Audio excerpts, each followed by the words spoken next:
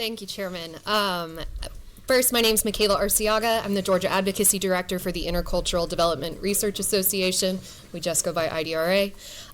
We are an education, research advocacy, and policy civil rights nonprofit. We have a few concerns, but in general, we really support this bill and are excited in the direction this conversation is going around how to make our schools safer. A couple of our concerns is that there is a very common conflation of discipline with security. And a lot of the records that are being referenced in this bill are discipline records to be used as a indicator of a security risk and labeling children as a threat. We're concerned in the ways that that may exacerbate existing disparities in our school discipline processes and systems across the state. Right now, Black children are at 3 times the risk of their white peers to be disciplined in Georgia public schools. Kids with disabilities are 1.5 times as likely to be punished. And we want to just make sure that those disparities are top of mind and aren't made worse by building a system on top of them. I do think we see a lot of the intention and mindfulness that has gone into crafting this bill, and we do have some recommendations for this. I have seen throughout, we saw that some of the changes around the time of the records that have been, are to be reported went from 24 months to 12 months in some. I think that's a great start. Our contention is that we want to give kids the chance, kids who are growing, whose brains are underdeveloped, who are learning right and wrong, and may make mistakes at 13 or at 7 that shouldn't follow them their whole lives. We want them to be able to grow out of the label.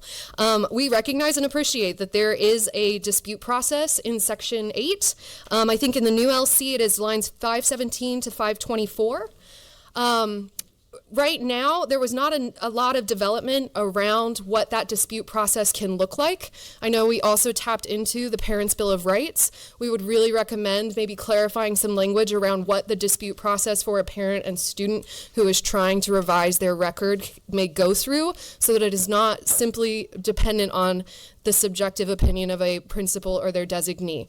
We know that, like kids, principals are human, and sometimes kids get characterized in a way that is not always representative of their full potential. And so we want to make sure that we are giving options for kids to outgrow the behavior that they may make a mistake in their younger years and find success later on, so that we're not setting them up for failure. The second bit is just that we want to make sure we have some concerns that have been shared. Similarly, I think there are other folks here who are better qualified to reference them. But we do want to highlight just the sharing of records with teachers. As a former high school teacher in a low-income community where many of my students would have been on this list and I would have been receiving this report pretty regularly. We want to make sure that those teachers who are receiving these reports about students are given the support and training they need to build relationships with their students.